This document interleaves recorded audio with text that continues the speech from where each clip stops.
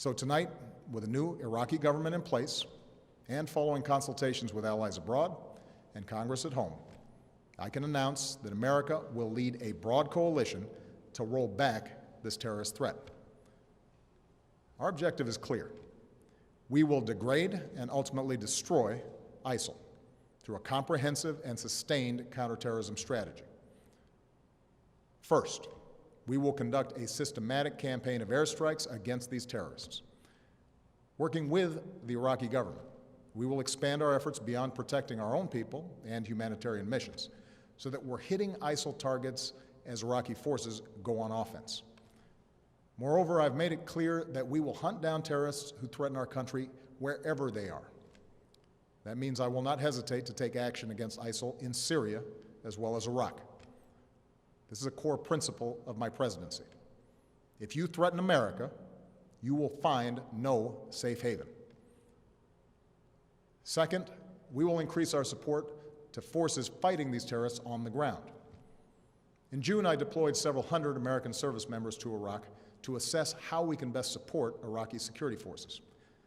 Now that those teams have completed their work and Iraq has formed a government, we will send an additional 475 service members to Iraq. As I've said before, these American forces will not have a combat mission. We will not get dragged into another ground war in Iraq, but they are needed to support Iraqi and Kurdish forces with training, intelligence, and equipment. We'll also support Iraq's efforts to stand up National Guard units to help Sunni communities secure their own freedom from ISIL's control.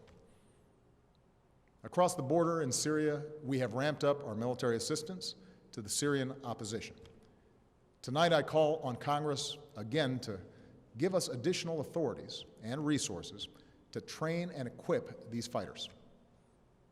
In the fight against ISIL, we cannot rely on an Assad regime that terrorizes its own people, a regime that will never regain the legitimacy it has lost. Instead, we must strengthen the opposition as the best counterweight to extremists like ISIL, while pursuing the political solution necessary to solve Syria's crisis once and for all. Third, we will continue to draw on our substantial counterterrorism capabilities to prevent ISIL attacks. Working with our partners, we will redouble our efforts to cut off its funding, improve our intelligence, strengthen our defenses, counter its warped ideology, and stem the flow of foreign fighters into and out of the Middle East. And in 2 weeks, I will chair a meeting of the UN Security Council to further mobilize the international community around this effort.